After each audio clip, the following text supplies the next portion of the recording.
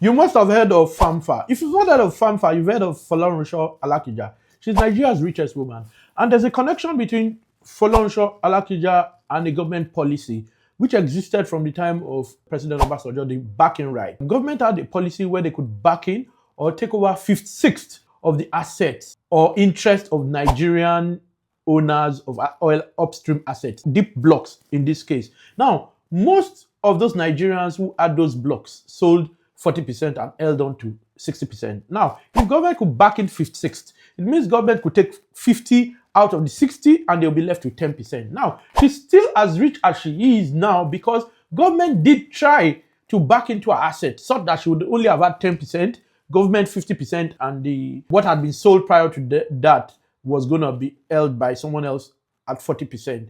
But she went to court, and at the Supreme Court, I think around 2012, the court held that they missed a fundamental process or procedure. That's the NNPC and federal government. So they couldn't back in. And there was a perpetual injunction that they couldn't any longer back into her asset. That's why today she still owns 60% of OML 127, that Agbami block, and everybody else owns altogether 40%. Interesting story, you'd say. Do you get?